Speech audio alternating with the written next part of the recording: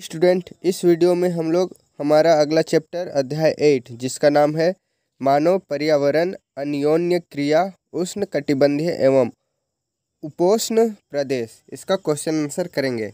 देखिए, हमारा पहला नंबर में है रिक्त स्थानों की पूर्ति के लिए। पहला क्वेश्चन है अमेजन बेसिन खाली स्थान महाद्वीप में स्थित है। तो जो अमेजन बेसिन है वह दक्षिणी अमेरिका में स्थित है। फिर दूसरा है पटना खाली स्थान नदी के तट पर स्थित शहर है। तो गंगा के तट पर स्थित शहर है। फिर तीसरा है गंगा ब्रह्मपुत्र बेसिन की प्रमुख फसल खाली स्थान है। तो इसका जो प्रमुख फसल है वह धान है। फिर अगला है चौथा नंबर एक सींग वाला गेंडा खाली स्थान पाया जाता है। तो ब्रह्मपुत्र के मैदान में पाया जाता है। फिर पांचवा नंबर है कोलकाता खाली स्थान नदी के तट पर स्थित है। तो जो कोलकाता है वह हुगली नदी के तट पर स्थित है। फिर हमारा दूसरा है सही उत्तर लिखें। हम लोग को ऑप्शन दिया हुआ है, उनमें से हम लोग को जो है सही को टिक करना है। पहला है टुकुन क्या है। तो टुकुन एक प्रकार का पक्षी है। फिर अगला क्वेश्चन है क्वेश्चन नंबर 2 अमेजन बेसिन में घने वन को क्या कहते हैं। तो जो अमेजन है उसमें घने वन को सेल्वा बोलते हैं, सेल्वा। फिर तीसरा है चाय के बागान कहाँ पाए जाते हैं। तो भारत में चाय का बागान कहाँ, असम में पाया जाता है। फिर चौथा है ब्राज़ील में स्थानांतरित कृषि को क्या कहते हैं। जो ब्राज़ील में स्थानांतरित कृषि को रोक्का कहते हैं, रोक्का। फिर पांचवा है समुद्र वन नहीं है, सुंदर वन का डेल्टा किस नदी द्वारा निर्मित है। तो गंगा और ब्रह्मपुत्र नदी द्वारा निर्मित है सुंदर वन का डेल्टा। फिर हमारा अगला क्वेश्चन है क्वेश्चन नंबर 3। हम लोग को जो है वो नाम लिखना है। पहला में है अमेजन बेसिन में स्थित 2 देशों के नाम बताइए। अमेजन बेसिन कहाँ है, दक्षिणी अमेरिका में है। तो उसका एक देश है ब्राज़ील और दूसरा पेरू। इसके अलावा भी कुछ हो सकता है, आप लोग जिसको भी चाहे लिख सकते हैं। यहाँ पर मैंने 2 लिख दिया है।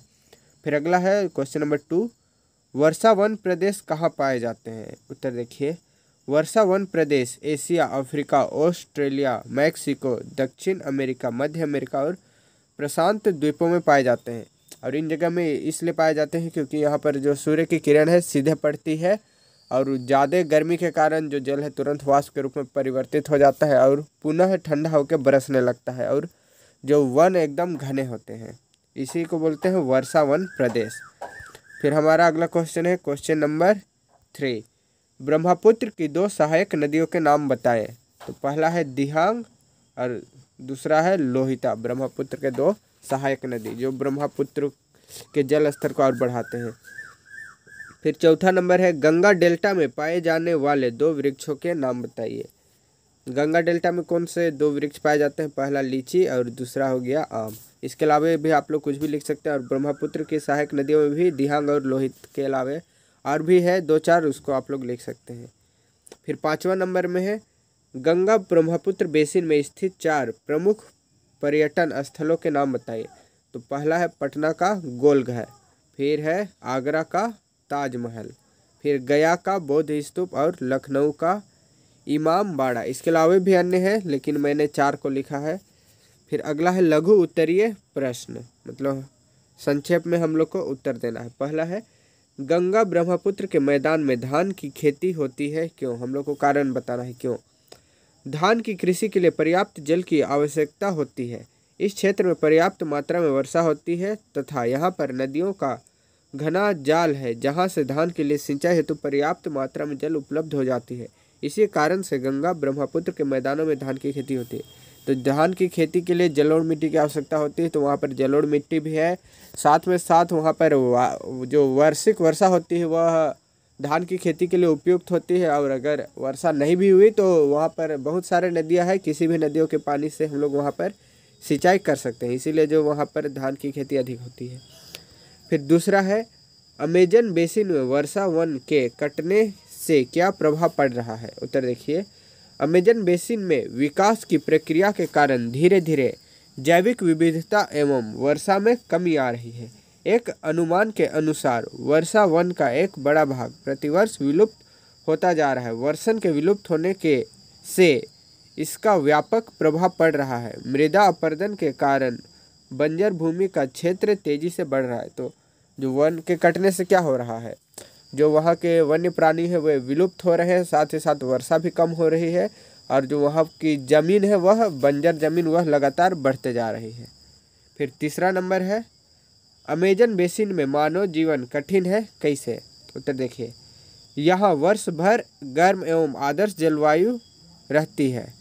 यहाँ आर्द्र होगा, आदर्श गलती से लिखा गया है यहाँ पर आर्द्र जलवायु।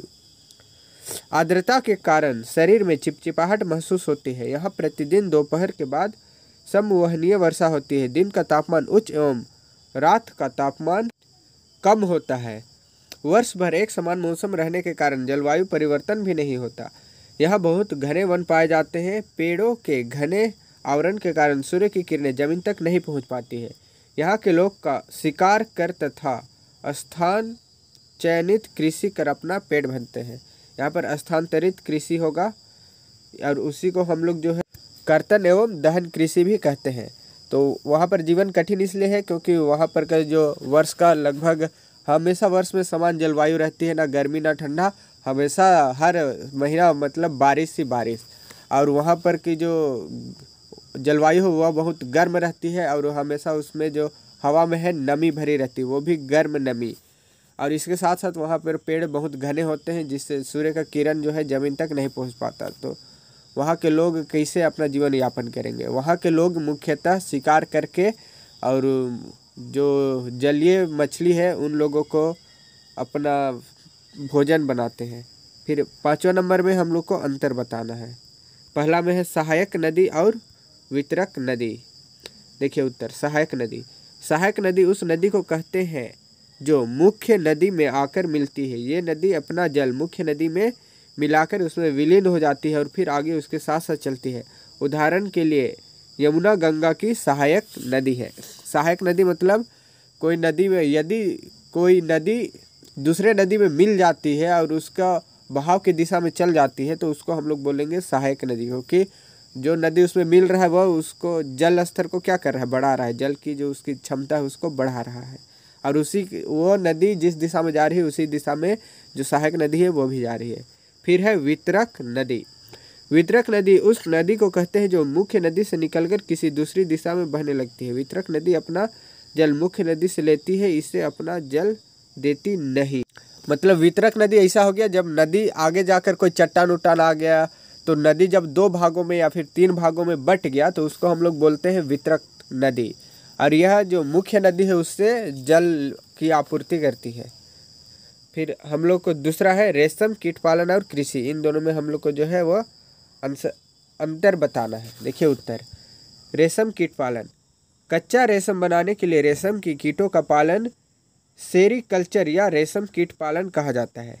रेशम उत्पादन का आशय बड़ी मात्रा में रेशम प्राप्त करने के लिए रेशम उत्पादक जीवों का पालन करना होता है।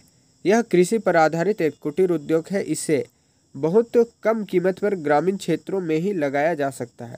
फिर अगला है कृषि। कृषि खेती और वानिकी के माध्यम से खाद्य और अन्य सामान के उत्पादन से संबंधित है। कृषि एक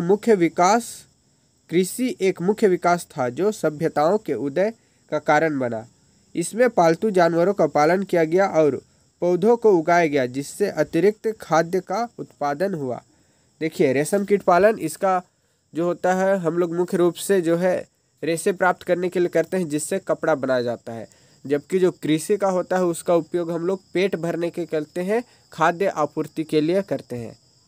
फिर देखिए हमारा अगला क्वेश्चन है क्वेश्चन नंबर 6, जिसमें हम लोग को जो है वो कारण बताना है। पहला है गंगा ब्रह्मपुत्र बेसिन में घनी आबादी पाई जाती है। तो इसका कारण हम लोग को बताना है कि गंगा और ब्रह्मपुत्र बेसिन में घनी आबादी क्यों पाई जाती है। देखिए उत्तर, सिंधु गंगा ब्रह्मपुत्र आदि द्वारा जमा की गई जलोढ़ मिट्टी के जमाव से उत्तर के विशाल मैदान का निर्माण हुआ है।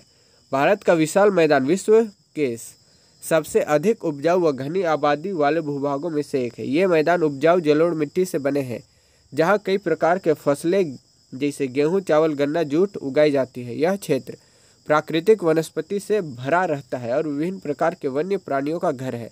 मानव प्रवास के लिए मैदानी क्षेत्र सबसे उपयुक्त है, अतः यहाँ जनसंख्या घनत्व सबसे अधिक है। तो इसीलिए वहाँ पर सबसे अधिक जनसंख्या घनत्व पाया जाता है, क्योंकि वहाँ पर उपजाऊ जमीन मिलती है और वह स्थान जो है प्राकृतिक वनस्पतियों से भरपूर है, जहाँ पर जीवन का हर जो ज़रूरत है वह वहाँ पर आसानी से उपलब्ध हो जाता है।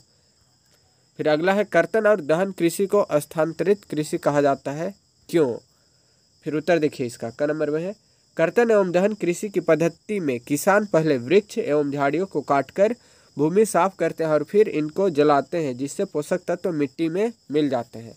ख है इस साफ भूमि पर कुछ वर्षों तक फसल पैदा की जाती है। ग जमीन के टुकड़े के बारंबार प्रयोग से मिट्टी में पोषक तत्वों का अभाव हो जाता है, इसलिए इस टुकड़ों को छोड़ दिया जाता है। फिर घ है इसके बाद फसल उगाने के लिए किसी दूसरे स्थान को साफ किया जाता है, इसीलिए इसको स्थानांतरित कृषि बोलते हैं। पहले वहाँ पर का जगह साफ किया जाता है, उसको जलाया जाता है, वहाँ पर 2-3 साल तक कृषि की जाती है। जब उसकी उपजाऊ क्षमता कम हो जाती है तो दूसरे जगह जमीन तलाशते हैं, इसीलिए इसको स्थानांतरित कृषि की जाती है। मतलब एक जगह कृषि नहीं करना, घूम घूम के कृषि करना। फिर हमारा अगला क्वेश्चन है क्वेश्चन नंबर 7, दीर्घ उत्तरीय प्रश्न, जिसमें हमारा पहला प्रश्न है गंगा ब्रह्मपुत्र बेसिन के वनस्पति एवं वन्य जीव का विश्लेषण कीजिए। देखिए उत्तर, गंगा ब्रह्मपुत्र बेसिन में वन्य जीवन। पहला में देखिए, बेसिन में विभिन्न प्रकार के वन्य जीव पाए जाते हैं। इनमें हाथी, बाघ, हिरण एवं बंदर आदि सामान्य रूप से पाए जाने वाले जीव हैं। फिर ख है एक सींग वाला गेंडा ब्रह्मपुत्र के मैदान में पाया जाता है। फिर ग है डेल्टा क्षेत्र में बंगाल टाइगर, मगर एवं घड़ियाल पाए जाते हैं। नदी के साफ जल, झील एवं बंगाल की खाड़ी में प्रचुर मात्रा में जलीय जीव पाए जाते हैं। अंग है रोहू, कतला एवं हिल्सा मछलियों की सबसे अधिक लोकप्रिय प्रजाति है। तो जो जंगल है उसमें मुख्य रूप से हाथी, बाघ, हिरण, बंदर ये पाए जाते हैं। और जो गंगा ब्रह्मपुत्र के मैदान है वहाँ पर एक सींग वाला गेंडा पाया जाता है। और जो डेल्टाई क्षेत्र है वहाँ पर, जहाँ पर दलदल है वहाँ पर बंगाल टाइगर, मगरमच्छ या फिर घड़ियाल पाए जाते हैं। और जो नदी साफ है वहाँ पर जलीय जीव पाए जाते हैं, मछली हो गया। और मुख्य रूप से रोहू, कतला और हिल्सा सबसे लोकप्रिय प्रजातियां हैं मछली की। कहाँ पर? गंगा ब्रह्मपुत्र बेसिन पर।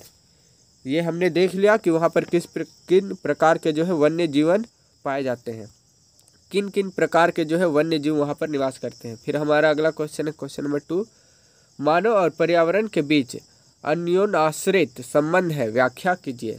देखिए उत्तर, मानव और पर्यावरण के बीच अन्योन्याश्रित संबंध है।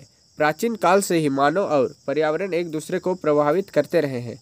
प्राकृतिक तत्वों में वर्षा, तापमान, प्रकृति, वनस्पति, उच्चवाच तथा मानवीय तत्वों में भाषा, खान पान, धर्म, आस्था, वस्त्र आदि को सम्मिलित किया गया है। मानव की मूलभूत आवश्यकताएं भोजन, वस्त्र एवं आवास पर्यावरण से प्रभावित होती है। विभिन्न प्रदेशों के मानवीय अधिवास, वस्त्र और भोजन में स्पष्ट अंतर दिखाई देता है, क्योंकि खान पान, वस्त्र एवं गृह निर्माण पर्यावरण पर निर्भर करते हैं। मतलब जो है मानव और पर्यावरण एक दूसरे के पूरक है। बिना पर्यावरण के मानव जिंदा ही नहीं रह सकता। जो प्राकृतिक तत्व है, मतलब जो पर्यावरण है, जैसे वर्षा, तापमान, प्राकृतिक वनस्पति या फिर अन्य जो भी हो गए, यह इन सभी से ही जो है मानव खान पान, धर्म, आस्था, वस्त्र इत्यादि प्राप्त करता है। और यहाँ पर जो है यह चैप्टर का क्वेश्चन आंसर खत्म होता है। आई होप जो क्वेश्चन आंसर का यह सेशन है आपको समझ में आया होगा। यदि वीडियो जो है पसंद आया तो इस वीडियो को लाइक करें, शेयर करें, कमेंट करें और इस चैनल को HDS ट्यूटोरियल को सब्सक्राइब करें। Thank you.